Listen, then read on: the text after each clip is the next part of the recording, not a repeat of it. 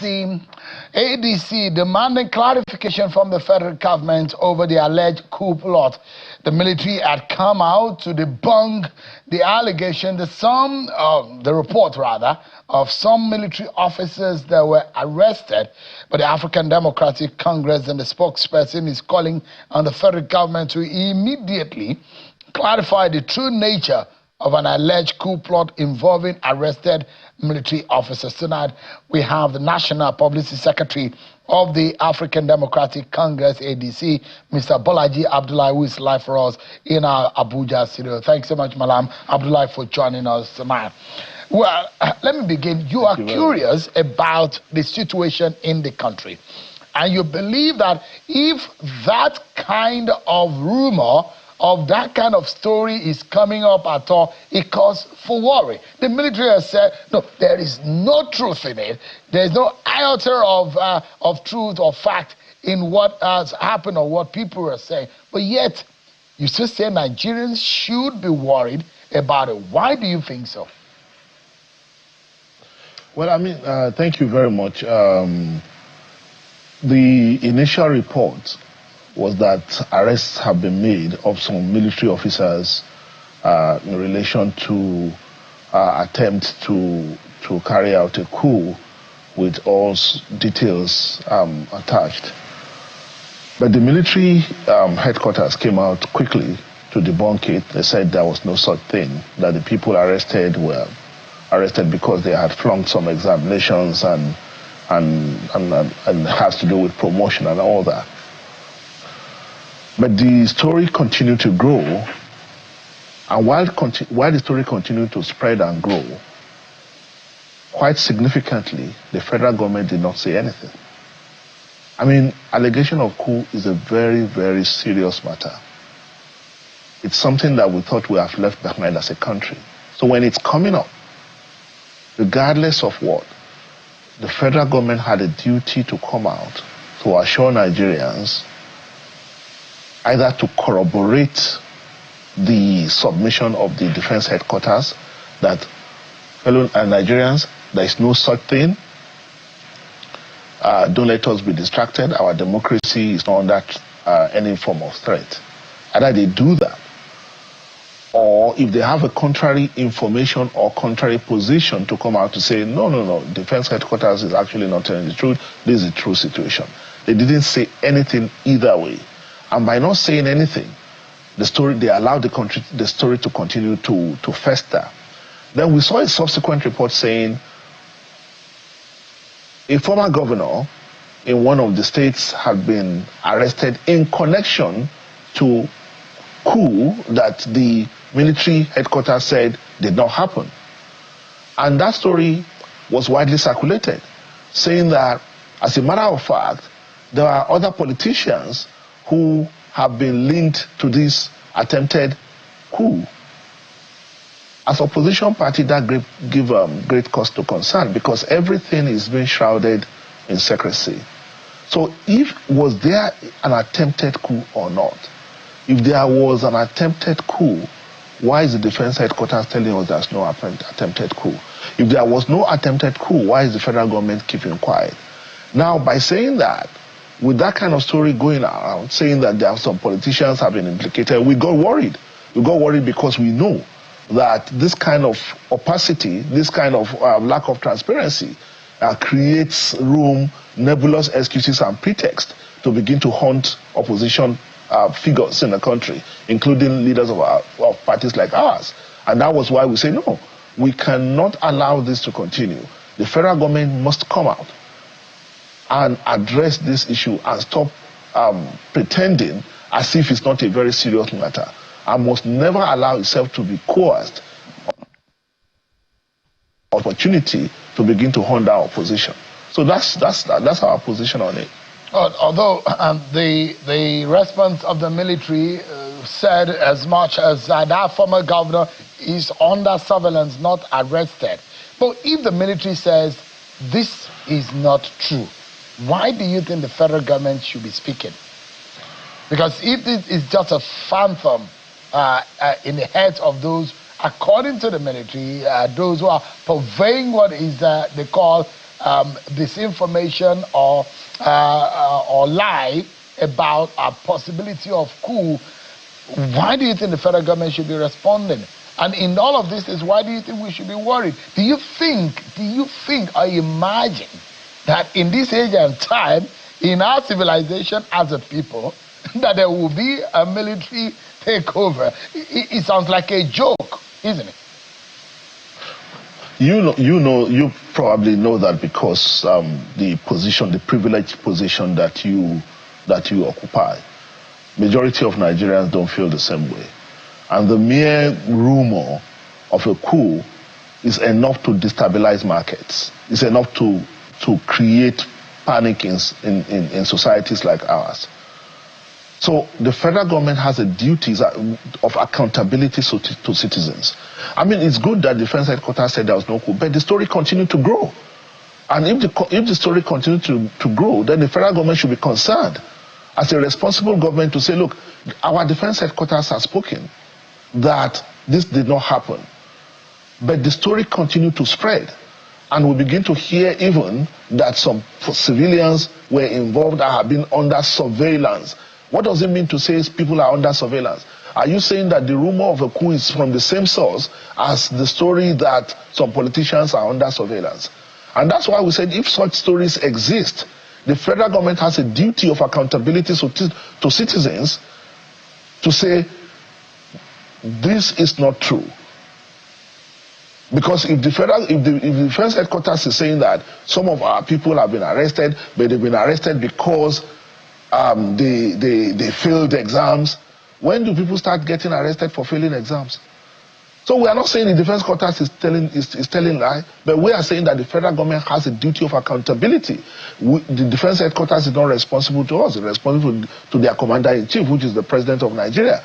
But the President of Nigeria and the government he leads has a duty of reassuring citizens that no such thing exists. And we know we've lived in this country in the past where phantom coups have been used to hunt people. And we are saying that we are not going to keep quiet and allow this to happen again. It's a past that we must keep in the past decidedly. Now, so God forbid anything like military coup.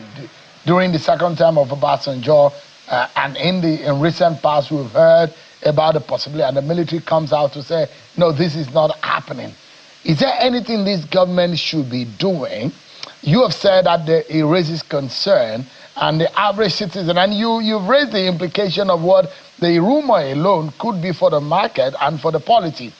But is there something that the federal government should be doing to ensure that this is not the case, and in fact that nothing is wrong within the military rank and file? Because those of us who were very much aware of how the military came in and out, and the bloody and the bloodless military coup in the country, and what it meant for civil and democratic rights of citizens, we know the implications of this. But is there something you think that this government should be doing that they are not doing? Government has access to all information. Government has the resources for all intelligence gathering. Government knows better than an average citizen. So if people don't know, and people have to continue to rely on this rumor and continue, and government is watching this rumor grow among the citizens in a way that begin to heat up the polity. I am saying that as a party, we are insisting that the government has a duty to speak about this. I have no doubt in my mind that if the federal government today says there is no such thing like an attempted coup, I have no doubt in my mind that this rumor will disappear. But keep quiet and allow the rumor to continue to swell, to continue to spread, and to continue to get circulated. And the story actually began to grow from the initial report of saying that some military officers were arrested, which was widely circulated, understandably, to another level of development in the story that says, oh, some other people been implicated in this. So, and yet the federal government has kept quiet. I think the government has a duty. What we're saying that the government has a duty to speak to citizens and reassure us there is no such thing. They cannot allow this story to continue to fester. It's a very dangerous story. Nigerians, regardless of imperfections of our democracy, we don't want to return to military rule. So if there is a rumor, even an iota of believability in the rumor, the federal government has a duty to quash it. The military have a way of doing their thing, and most of what they do it in secrecy. But the federal government cannot operate in equal secrecy. It's a democratic government, it has a duty to citizens, and it has a responsibility to explain to us what exactly is going on. And there are those in government who have criticized the role of the opposition, and they will blame people like you, Malam Abdullahi, that you are one of those who are fueling some tension in the land, that opposition is raising issues that are heating up the polity as such, that is making things a bit more uncomfortable. But if there, we know the circumstances around which military persons have come and say, oh, the reasons why the reasons are always the same. The lack of trust, the bad governance, and all of that. Those are the reasons they always give each time there is a military coup. But there are those in government who have criticized people like you in opposition to say, you are heating up the polity for the simple the reason of wanting to take over power from this government. And this government is saying, look, we are taking some of the tough decisions that will make life difficult for citizens, but in the long run, things will get better. Is it possible that there is a balance in politicking and the state of the polity?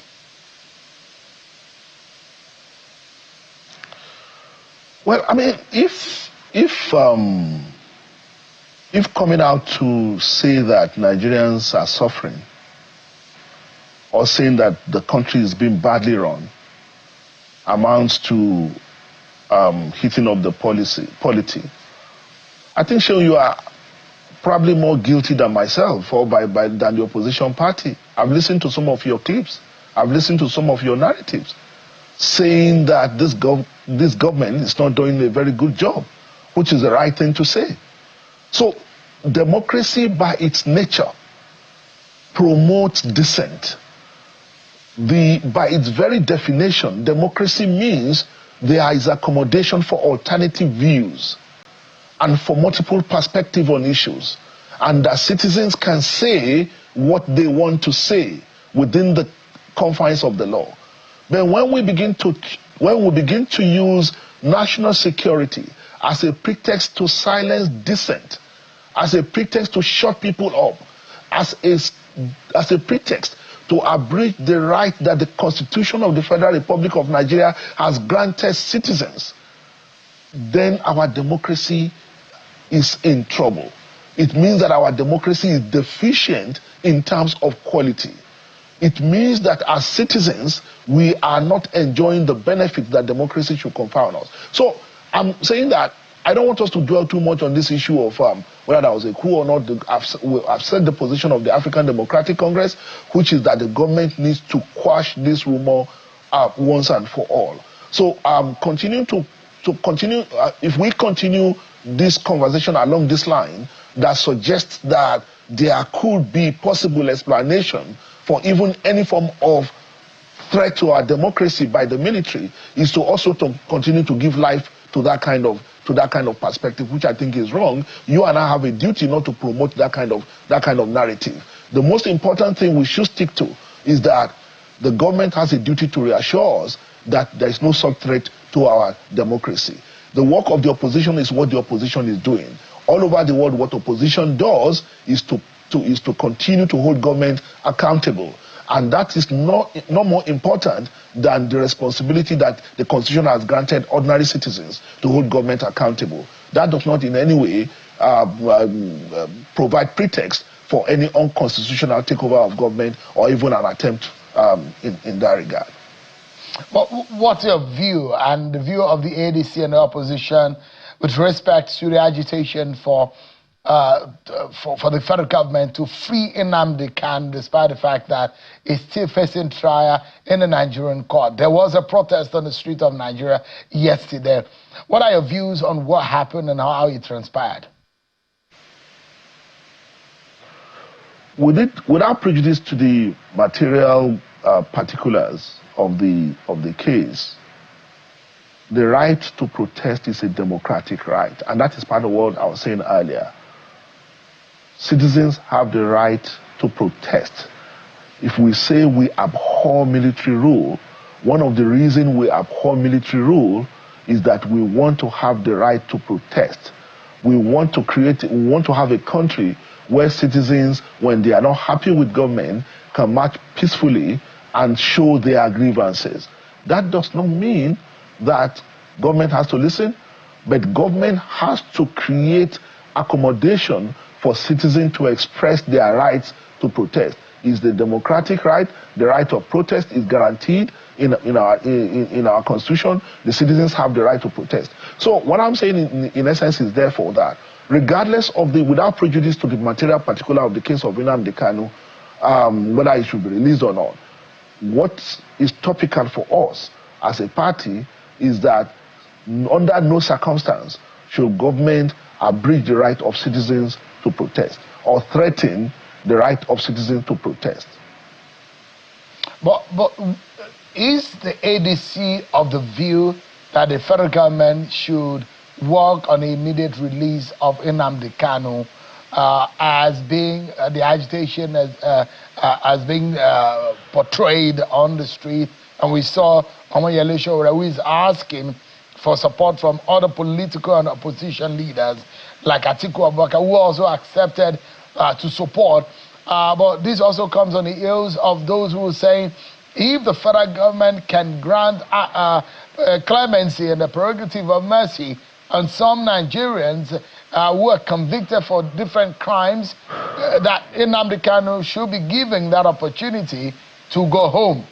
What is the view of the opposition and the ADC on this matter?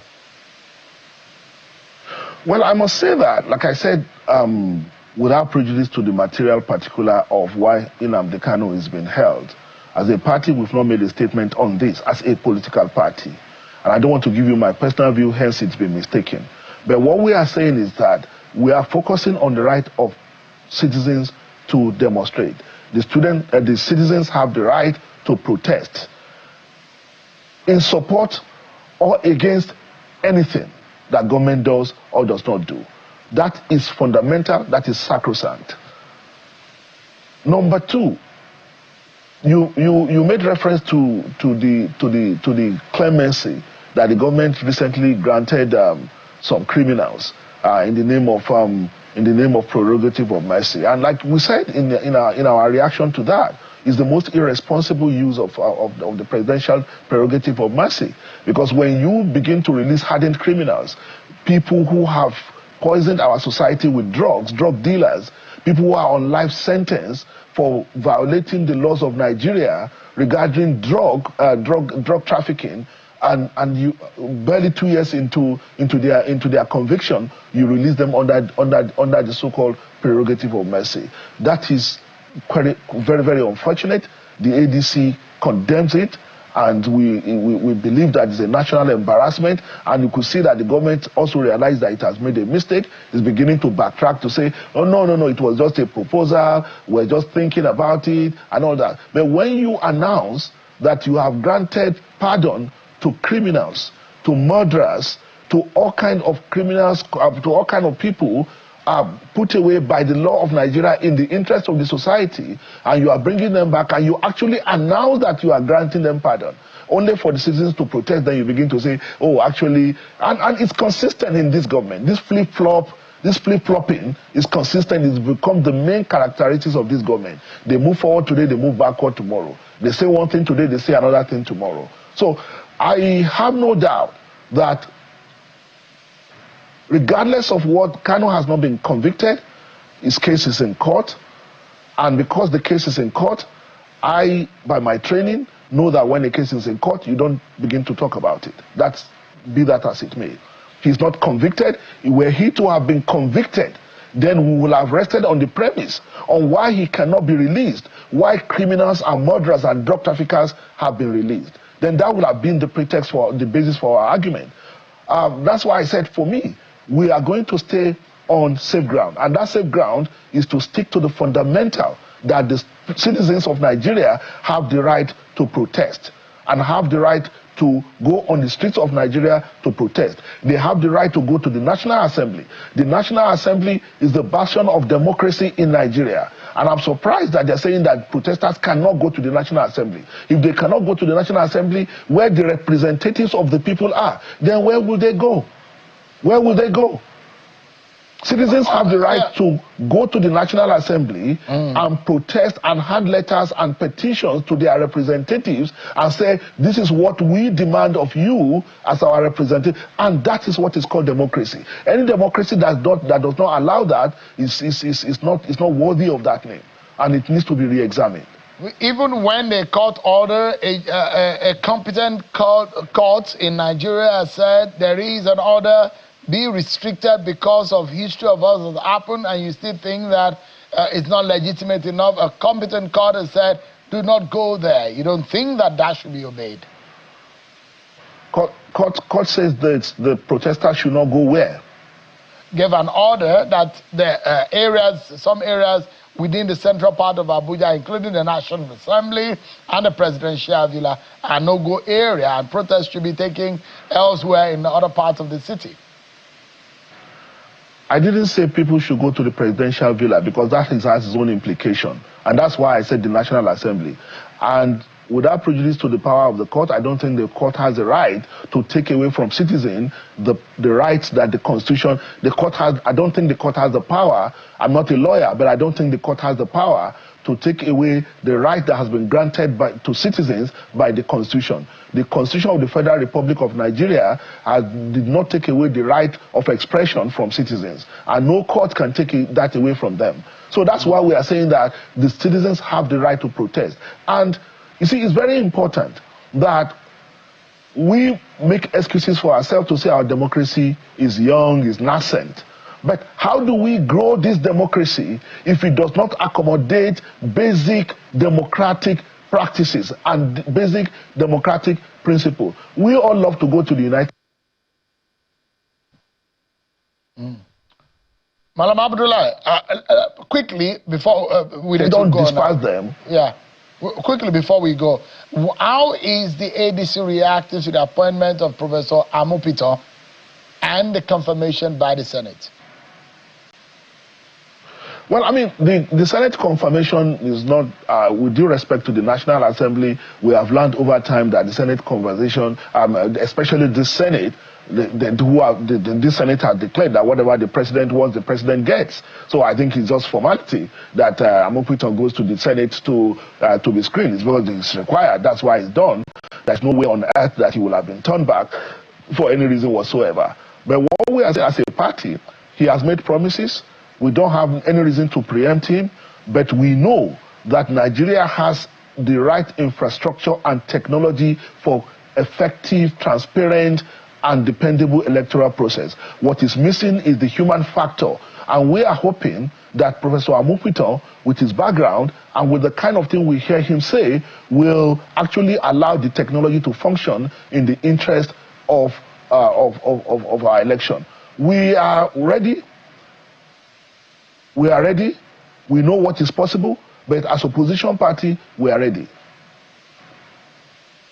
Abdullahi is a spokesperson of the African Democratic Congress, a coalition of Nigerian opposition political parties. Thanks so much indeed for your time tonight. I appreciate it. Thank you very much.